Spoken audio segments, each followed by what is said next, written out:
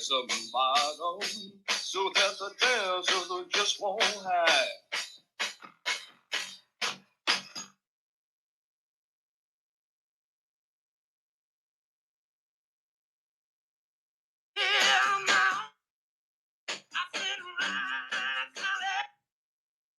Ride, Sally, ride, dance to the music as the Phillies keep dancing their way through October. Welcome to One More Quarter. I'm host, Dunkin Dad. It was an extremely exciting, wonderful, eventful day yesterday. Got to spend it with new friends and those the ones you care about. Just great mix of everybody hanging out, watching the game, and highs, lows, going through it. Obviously, the voice is a little more hoarse this morning because we were screaming, yelling, and shouting, and carrying on like 20 years ago. But your Philadelphia Phillies are in the World Series. It's almost improbable to say at this point for actually articulating it. My goodness gracious. Uh, when um, things come together, right? We talked about this before.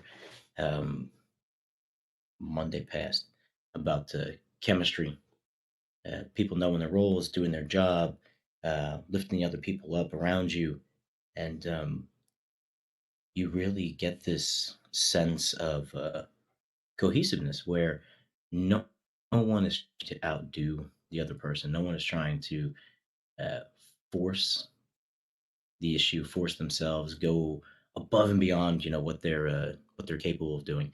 And those individuals who maybe have a greater skill set, a greater acumen to certain things, they are meeting and exceeding those perceived talents, and perceived sort of tools that they come along with. So it's amazing. It's a great ride. Um, Definitely, like we said, something that you didn't really see coming from this team. I mean, the tools were in place and great moves at the deadline. Bringing like Marsh and have Robertson there. Bringing him back, but not to make it all Philly centered. But when you move past singling out individuals on the team. Good afternoon, Brian. Good afternoon, Luker.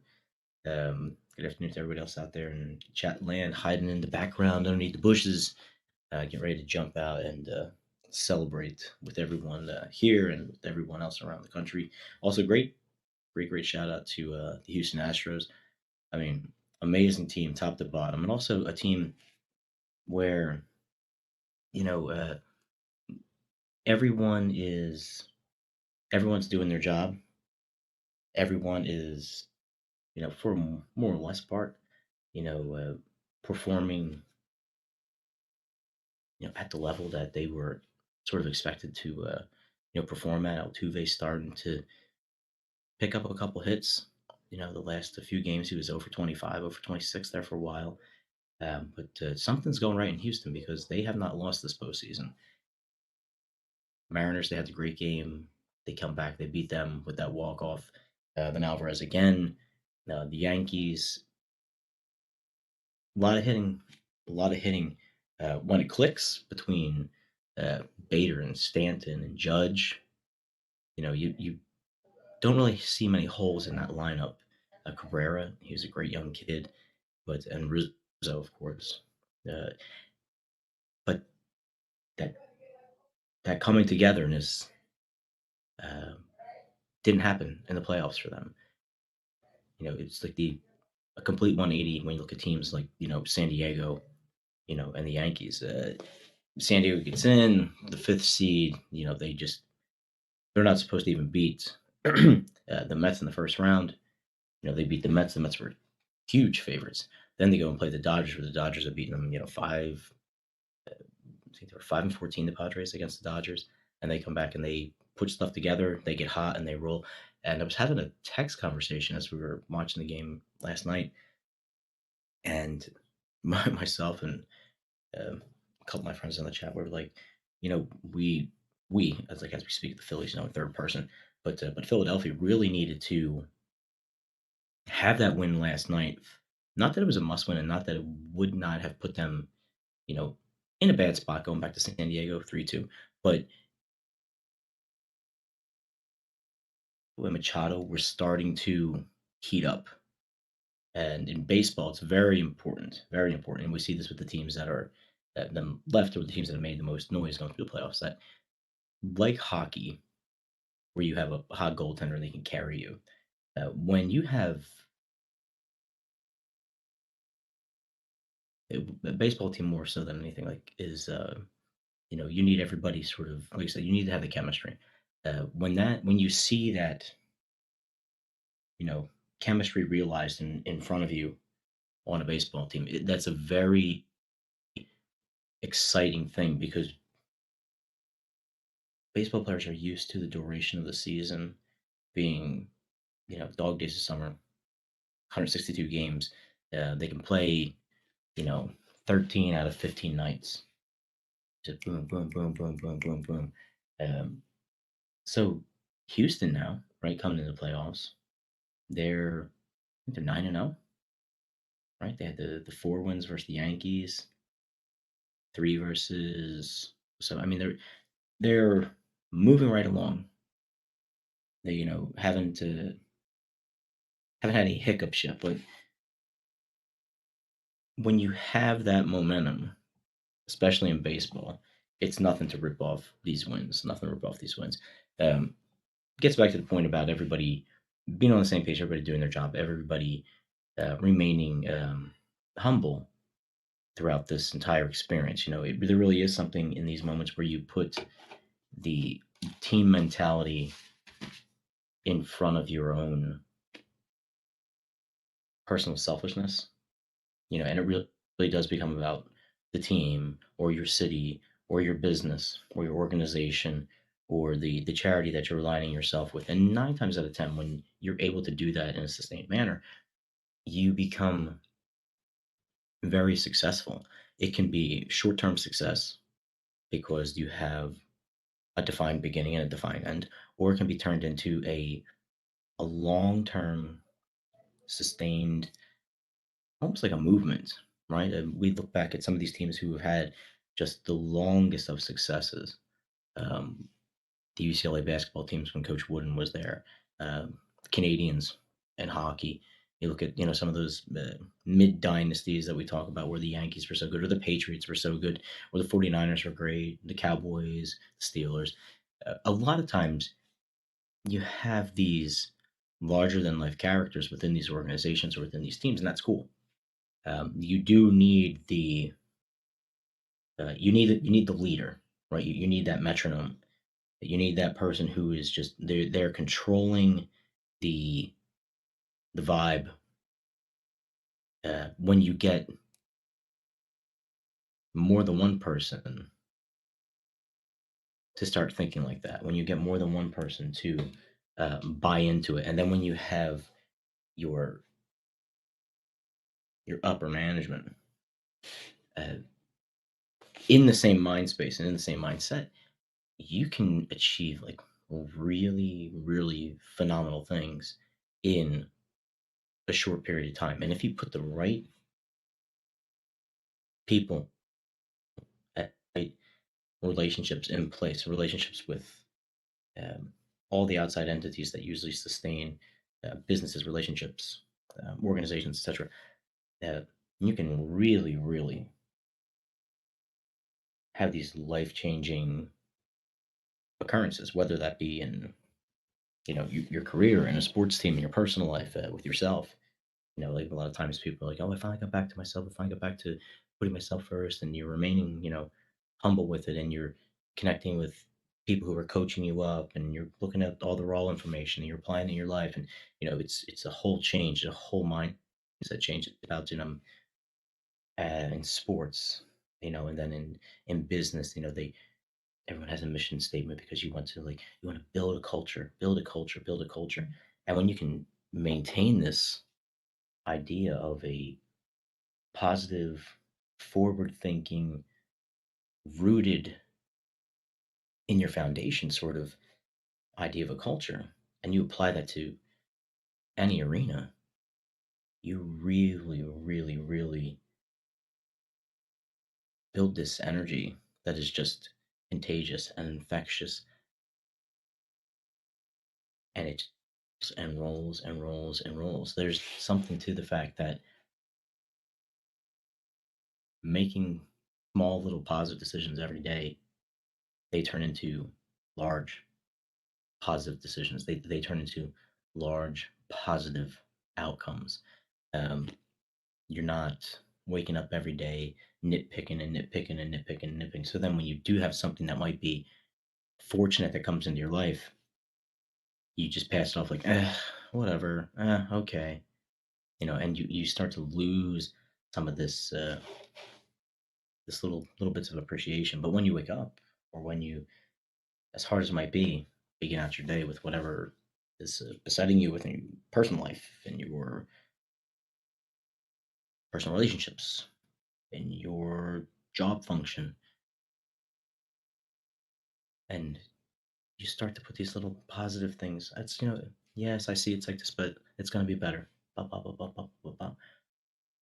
What we're getting at is that there's a certain amount of there's a certain amount of graciousness and humility that have to be intertwined in your day, and you find that the more that you lead with compassion, and you lead with humility, and you lead with understanding, when you lead with empathy, more people are attracted to you. Individuals begin to acknowledge what you're doing, and you can feel this positive shift. And we talked about building for now, building for the future, picking friends, taking the time, then not having a choice over other people's decisions, etc., etc. And we tease the idea of the the sort of the red flag that should always be like in the back of your head and should go up, that if you're in this good spot, if you're in this position of authority, if you're in this good place in your work relationship, your personal relationship, your intimate relationships, your relationships with yourself, staying grounded, staying grateful, staying appreciative, it keeps you out of the whole um, hubris versus humility argument. And a lot of times people are like, oh yeah, I'm very humble. I'm very humble. I'm the most humble person that you would meet. I take care of blah blah blah blah blah. But yet over here, that's really not how they are. So this argument, humility versus hubris, which is better, which is more, important. Uh, Hubris is defined as excessive pride or self confidence. That's like that little catch, right? It's like, oh, where on the scale does the idea of being self confident and knowing that you have everything in place and everything's sort of in order and you're working at it, when does that scale tip from confidence into arrogance? And then we take the opposite of our, you know, humility, humble pride into in a sort of an evil place, a selfish place, boastfulness. Um, when you are expressing these qualities and you're leading with your humility, you're not leading with your hubris, you're not leading with your pride, you're not leading with your arrogance, not a, come in, my way or the highway sort of thing. Usually what happens is that there's always a moment where we can react. It's everyone else's fault except for mine.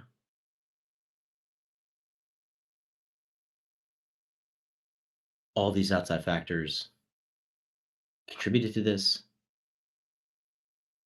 It definitely wasn't because of me. Or I take full responsibility for blah blah blah blah blah what happened. I want to learn XYZ. I think if we work together, we'll be able to get here. Da da da da da. Forward.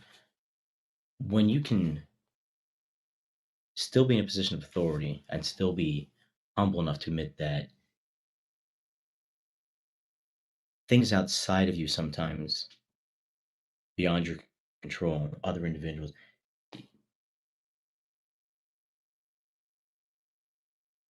not having control over them, being able to accept how that impacts you, knowing that you gave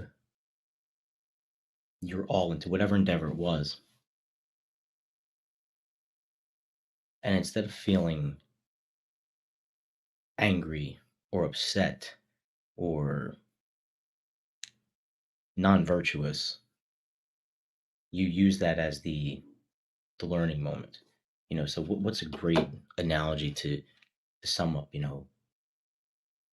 leading with like this cocky arroganceness or leading with, humility. And why we're talking about this is because there's a great saying. It's, walk softly but carry a big stick. And I feel like that's very, very, apropos, especially in today's world where a lot of times all we're doing is screaming and yelling and running our mouth, noise, noise, noise, noise. And we're throwing these little firecrackers at individuals, and it's just making people more inflammatory and snowball effect, right? That vibe. Instead of it being a building up, instead of it being a let's come to an understanding and actually move forward with a plan that we can quantify and see if it's actually being effective, we set off these little fires and these little insults and these little comments, these little hot takes. There's some truth in it. There's a lot of untruth in it. There's a lot of just raw little emotion. And I'm not saying you can't express yourself. I'm not saying that you shouldn't be in a position where you speak your mind. That's one of the great things about this country. That's one of the great things about this world. However, many times it's good to just pause. Obviously, in the middle of competition, in the middle of relationships, in the middle of uh, moments with those that we're extremely, close with and personal with, that emotion sometimes becomes the little pendulum, the little linchpin, and how we express that, especially when it applies specifically to us as an individual, we really begin to see the inner workings of a person. Something is great, man, I want all the attention. Something didn't work out as well, that was because of X, Y, and Z, these other factors. It wasn't because of anything that I really did or anything I contributed. I was just being my normal self, doing my normal thing.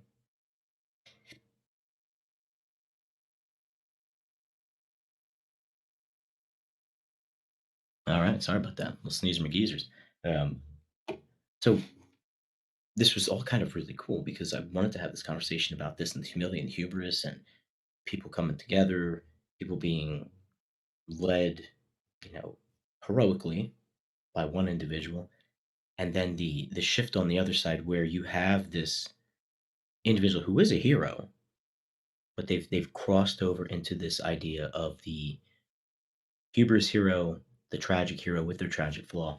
And I couldn't think of a better example than what I've seen the last couple weeks from Tom Brady. And Tom Brady, greatest quarterback of all time. I mean, I've come to this understanding, this realization. I was on the Joe Montana bandwagon for the longest time. If everything is the way it is with the statistics, with what we've seen in games, in his prime, Tom Brady, the greatest of all. But there's always that clip, right? Like time you should pack it up and walk away. When is the time where you are mature enough in your business endeavor, in your relationships, in your friendships, that you put up the white flag, or you put up the red flag and you have the conversation, and it's thank you, exit stage left. It reaches a point where what I'm doing in relationship to this endeavor in this organization, team, friendships, family, etc. There's nothing there's nothing more fruitful that's going to come from this. And in actuality, there are more negatives. A few examples of our modern day athletes that have this, mm, you know, that we've seen go through this. Okay, we've seen Pete Rose, Mike Tyson, Lance Armstrong, right? The Blade Runner guy, Pistorius, right? Um, these are these are individuals who at one point were like on the top of the mountain. Like everybody wanted to be these guys. Everybody wanted to, you know, live this in for all of the reasons that they portrayed. You know what they were able to do contribution wise for their team and their relationship, their sport, um, what they were able to bring in the way of joy and excitement and basically like movements. I mean, Tiger Woods, right? Tiger Woods. Um, so many of these guys, these modern guys, these modern girls, that their fall from grace is usually nothing more than their own, you know, pride and arrogance, and it's where you take passion and you take your emotion and your desire and your convictions, and they become misapplied, misplaced, misinterpreted.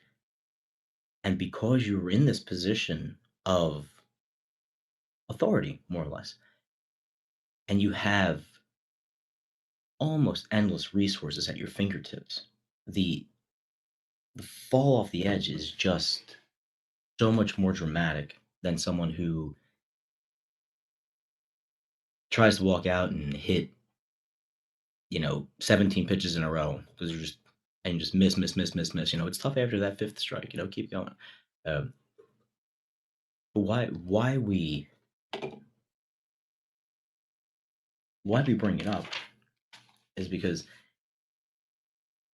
the biggest component for any of our for any of our friendships, any of our relationships, any of our work endeavors, any of our entrepreneurship is ourselves.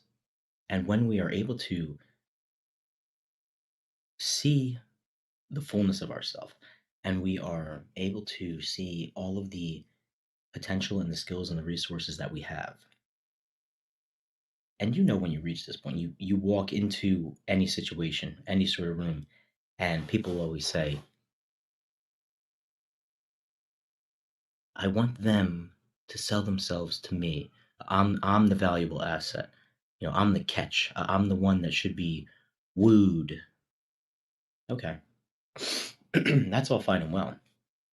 But after the wooing, after the courtship, after the you're on board. Now you're the face of whatever it is. You're the face of our relationship. You're the face of our franchise. You're the face of our business. You really need to be then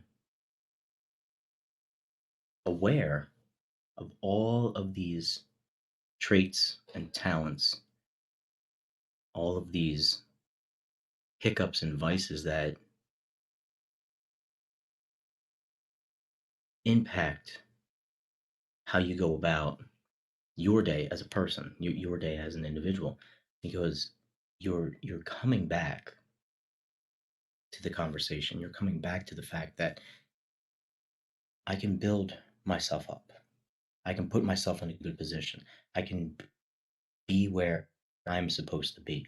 I can then attract the friends that I want within my group. I can then bring in all sorts of individuals, a diverse background, all sorts of endeavors that allow me to manifest this great future, this great growth where things move on, and I'm secure enough in myself that when I see something has plateaued and there's nothing else greater to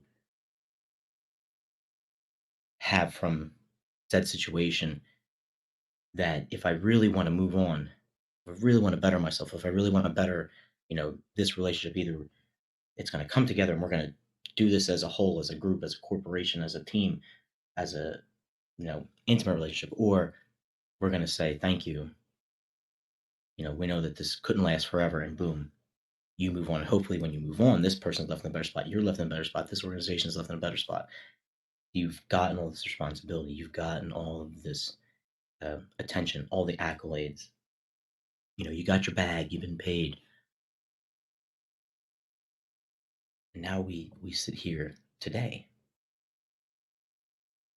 and you have, you're this metaphorical emperor, and you're surrounded with your army, treasure, your resources,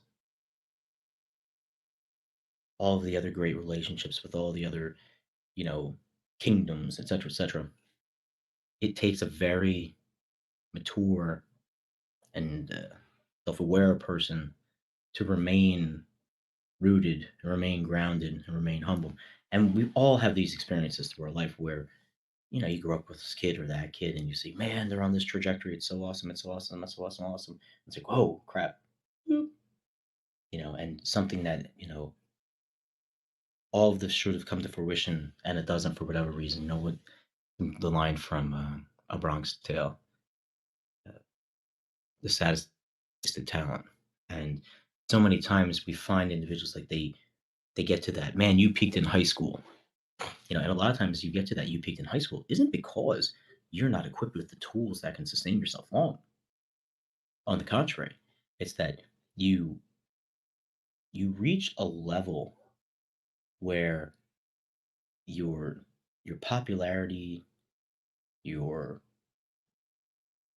skills, your talents, all they all meet, right? Excuse me. And in order to go beyond that, in order to again like punch that glass ceiling, you have got to put in that extra bit of work. And a lot of times it means not only humbling yourself, but allowing other individuals and other influences to sort of help you along the way, get you to that next level. There's always that great clip they show in the I don't know if it's the Last Dance or if one was the earlier Bulls documentaries. The Bulls, and I've said this before, they would have great success. They didn't start winning championships until Jordan began to pass the ball, and then you saw once that little switch went off in his head that he could trust the other individuals around him. It's like we should be able to trust the other individuals around us.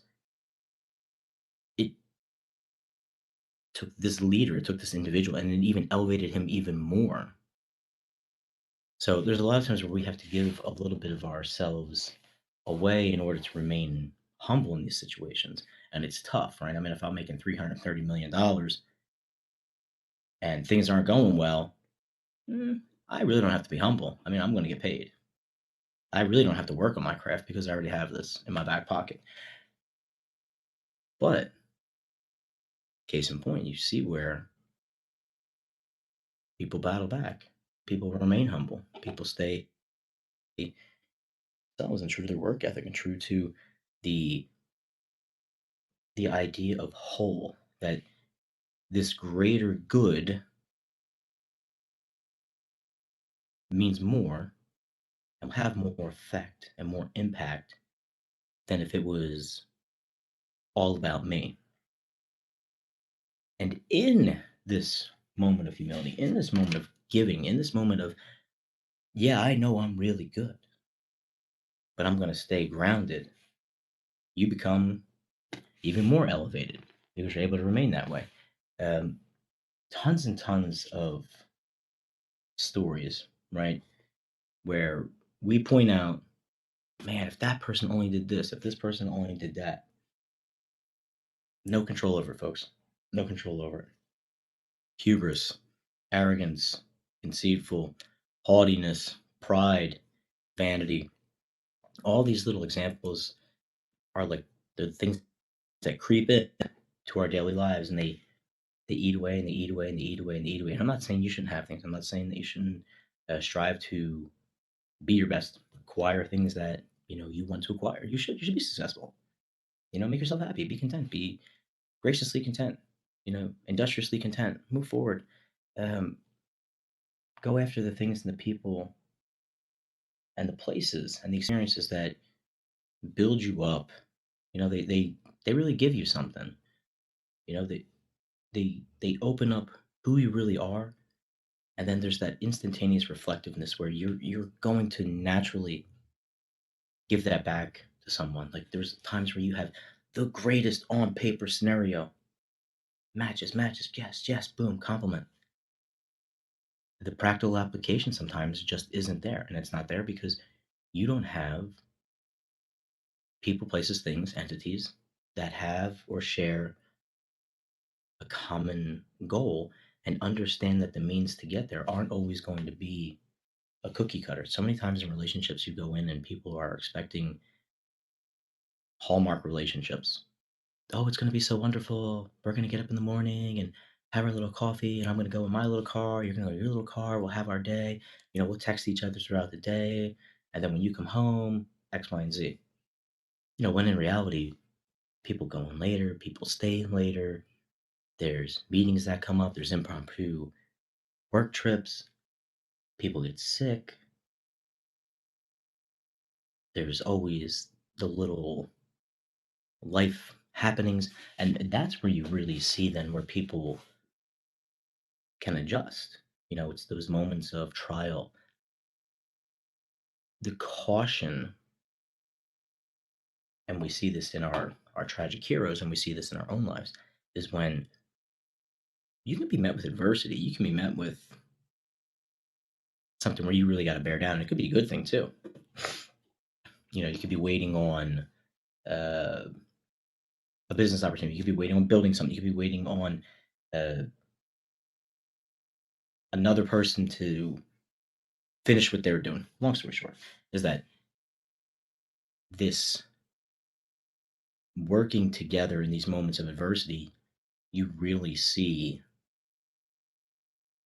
who's on your team, who's about themselves, who might be scared, who needs to mature, who has been there, done that, and they're the worst when they're like, well, I've checked out. It doesn't really matter. It doesn't apply to me. So I'm just going to be over here. Like that's the guy who comes in, they just punch the clock. Okay, yeah, I can't punch. I'm here. And we go through this in our lives and in our relationships. Right? You've definitely been around friends. You've been around spouses. You've been around partners. You've been around business individuals who they basically they punch the clock. They show up. Hey, how are you? What's going on? Go through motions. Go through motions. And anytime that you actually not task them with something, but anytime you actually bring something of substance to them, whether it's a question, whether it's a joy, whether it's a hurdle, is what it is what it is. We don't you don't need that. You need to have a come to Jesus moment meeting with them, see if you're on the same page. If not, go back to Wednesday's conversation where a lot of times you've exhausted stuff, you need to walk away. And obviously there's all of these other little nuances when you talk about, oh, how can I just walk away from someone? We've got 20 years of this, we've got a house of that, and blah, blah, blah, blah, blah. Logistically, at many times, there's nothing that warrants a walking away. Oh, we've grown apart. Yeah, we've grown apart. But you're not fighting, you're not arguing. There's no other existential stuff that's going on.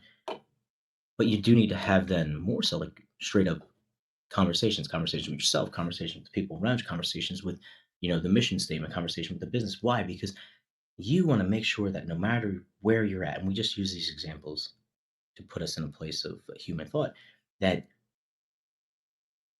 what you are investing in, what you are involved in, what you are giving your energy to share the same goals that you have inside. I know we talk about goals and yes, being driven, and we get all that, but we all have goals.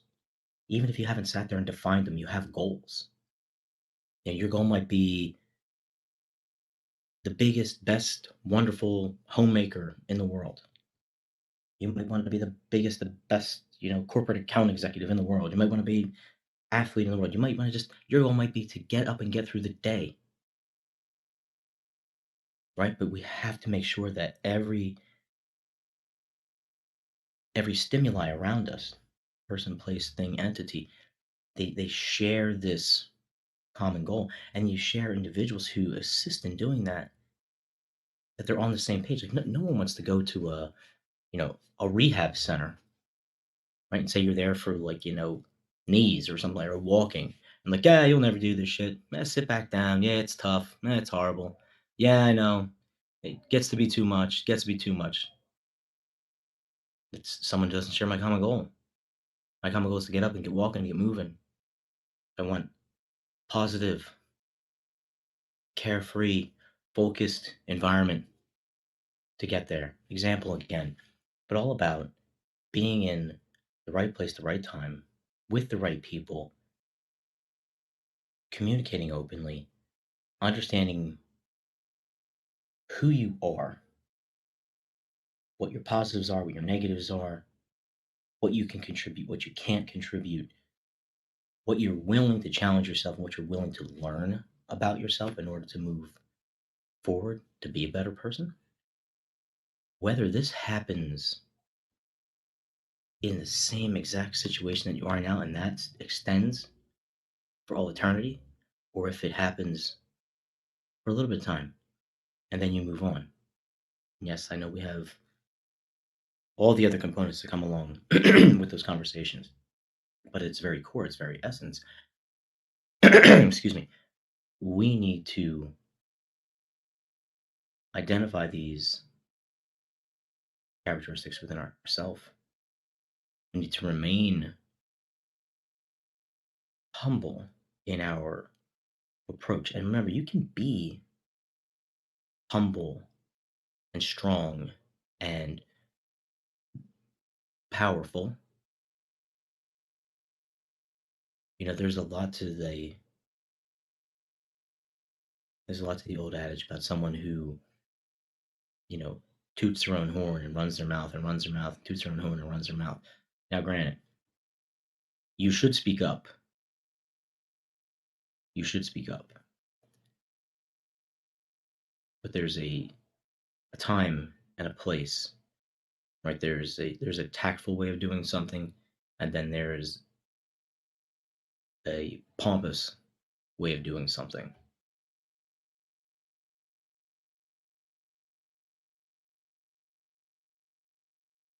Yeah, exactly. Yeah, absolutely right.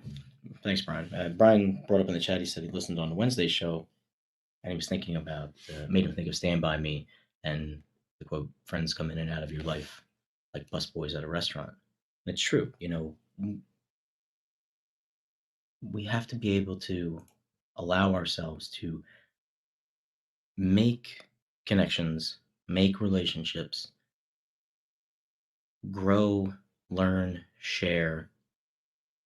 And when the time comes, because it always comes, where we have to let go, whether it's life, death, moving on, uh, a lot of these instances that are outside of our control,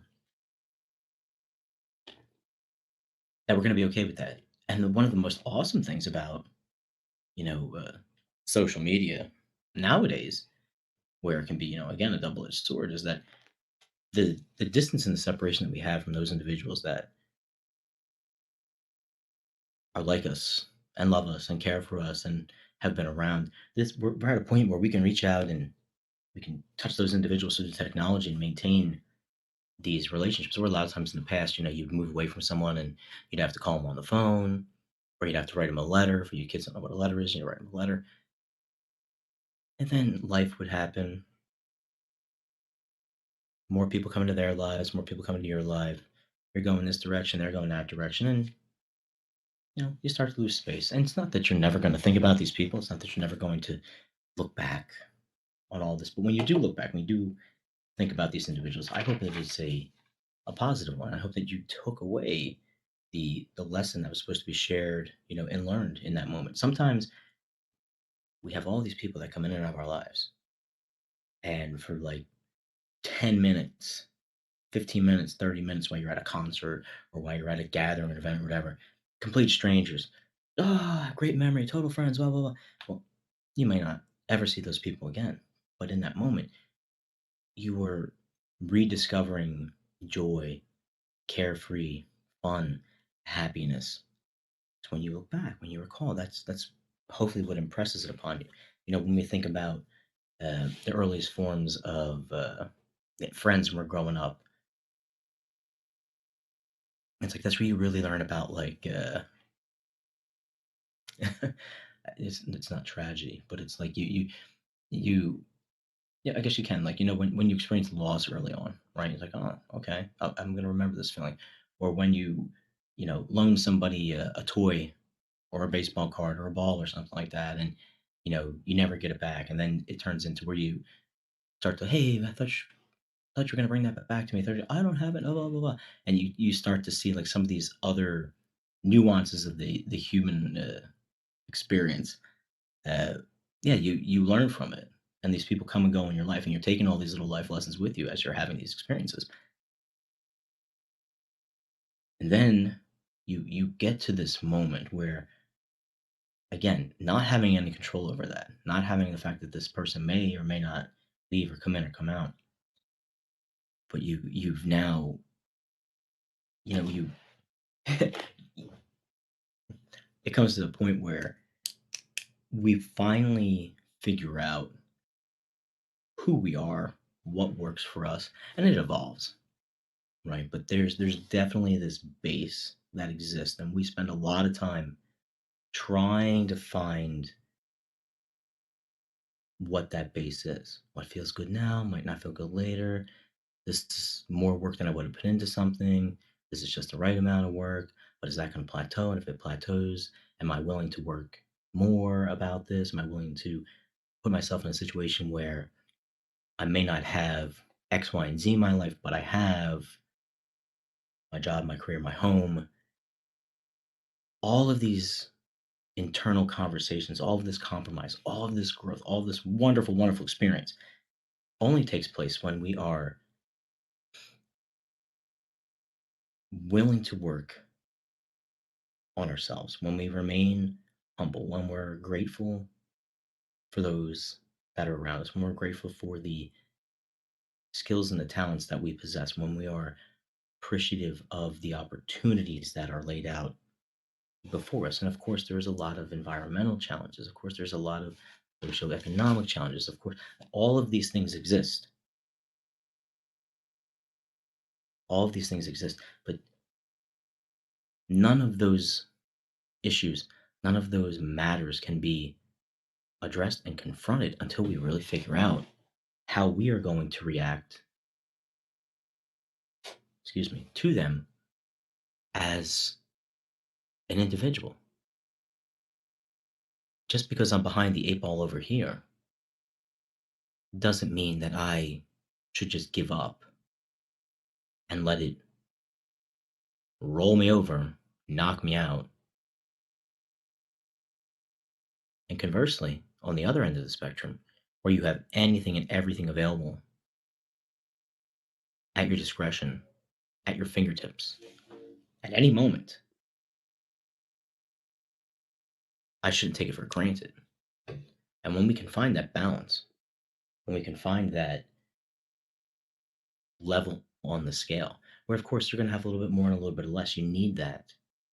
You need that. That's where when you have an unevenness, when you have an unlevelness, that's where you start to see the passions and the convictions and the fire and the excitement. But just make sure that you maintain that with an understanding.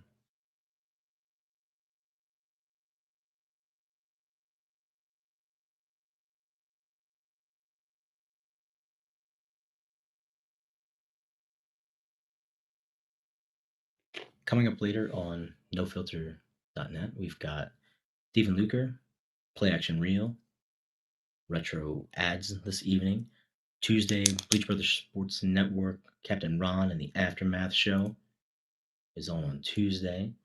The World Series for your Houston Astros and your Philadelphia Phillies, I believe it kicks off on Friday, which is a nice little bit of rest. It'll be in Houston. So Philadelphia again traveling on the road to get things started, which I think is really good. I like the idea of starting on the road. I think.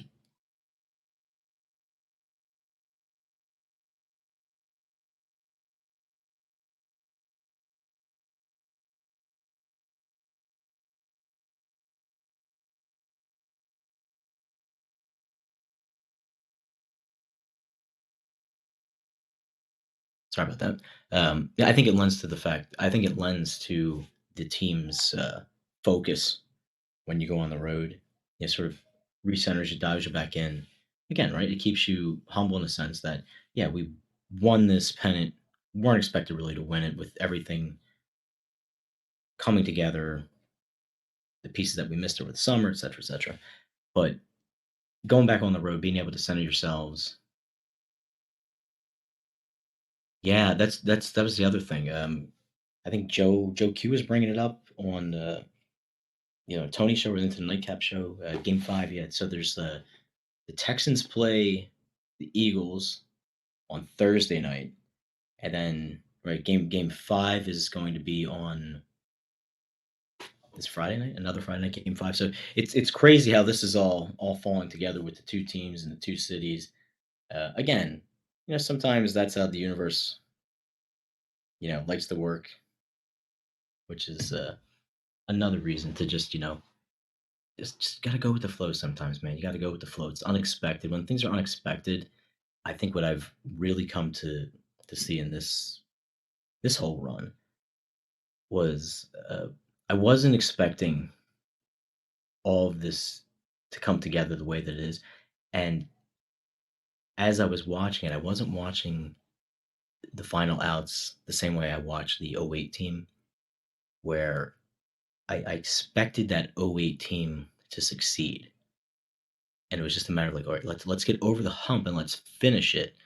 But you have the pitching, you have the offensive power, you've got the coach, like everything on paper on that '08 team. I was like, okay, let's finish this job.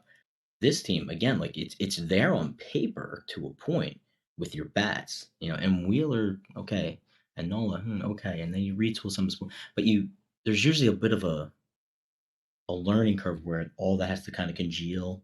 It all gels up real nice, and then you see it played out. But I am happily flabbergasted that it's taking place like this. And when I was being, my emotional self when they, got the last out, Harper hit the home run, it was like it was a happy kind of it was a happy kind of tear in a sense that man, like this came out of nowhere.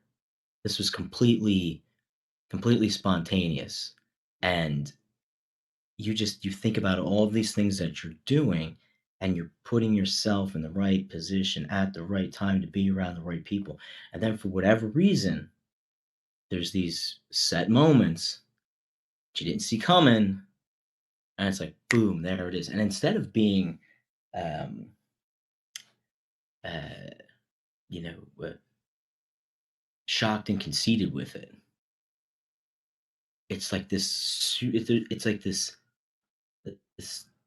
this level of appreciation and gratefulness and thankfulness that man, like you didn't think it was going to come to your doorstep again. Boom, there it is. And you had to go through a little bit of adversity, boom, to get there. But there it is. And this time around, I've really gotten past the why are they celebrating a wild card win? Why are they celebrating a division win? Why are they celebrating a pennant? I mean, obviously, the pennant's the pennant. But get back to the early conversation. Like, you have to be willing to enjoy all of these little victories, and it will start to compound. and build and build and build. And as long as you can remain true to yourself, as long as you can remain humble, as long as you can acknowledge all of these other things that are going on and take ownership for them, the good, bad, the ugly, the right, wrong, and the indifferent, and yet you're going forward in a positive manner. The people around you are going forward in a positive manner. Then the sky's the limit. Seriously, the sky's the limit. And my gosh, enjoy it, enjoy it, enjoy it, enjoy it, enjoy uh, going in and logging on the computer and punching the clock and seeing, your coworkers across the cubicle. Enjoy, strapping on your boots in the morning and driving out on your truck and, you know, taking out fill dirt and laying concrete. Enjoy, you know, jet setting and running around. Enjoy going on vacation. Enjoy, the breakfast. Enjoy when all these little moments take place because you don't know when they're coming back. You really don't know when they're coming back. Like we all have this routine that we go through. But if we can pick up the joy out of this moment, pick up the joy out of this moment, pick up the joy out of this moment. When you get to those moments, those set moments, those moments where you don't see it coming, but it's there in front of you, you will see it in a completely different light. A completely different light. It's the old adage of like, oh, I, you know, saved all year to take the kids to Disney World. And we got there, it was complaining, and then. Well, it's probably like that because we weren't building into everything. All you saw is, I gotta work more to do this. I gotta do that. Gotta put this aside. Got your goal.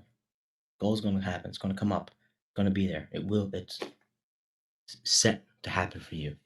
But let's do all these little things. Build them up. Just putting pennies in the jar, pennies in the jar, penny in the jar, penny in the jar. One day, all those pennies turn into a couple dollars, etc., etc. Be humble. Be true to yourself. Be true to those around you. Be thankful. Have passion. Have conviction. Have humility. It'll get you a lot farther than being arrogant. Get you a lot farther than being conceited. Get you a lot farther than being the PIA who comes in and thinks that nothing about them stinks. Eventually, persistence, humility, it pays off. Enjoy it. Enjoy it, folks. We'll be back on Wednesday, I believe. Maybe not. Wednesday, we might change that. I have an appointment, so hopefully it goes well. If it does, I'll be here. If not, one more quarter, Monday, Wednesday, Friday, 12:15. Bleach Brothers Sports Network. Follow the Aftermath, Captain Ron. Monday night, Stephen Luker, Play Action Reel, Retro Ads. Thursday night, Stephen Luker, Play Action Reel, Retro TV shows. Wednesday, Bleach Brother recap with AJ Johnson. It will be 8 p.m. on Wednesday. In between, Daily Hustle, Eric Burns. Check out all of the other podcasts on nofilter.net. Lots of new creators on here. A lot of West Coast basketball action. A lot of baseball recap action. Wonderful time to be on the platform. Wonderful time to be on the network. Shout out again to everyone and anyone that helped make last Friday's show go off with a hitch. Love you guys. Great opportunities. I'll see you later on. Go Phils.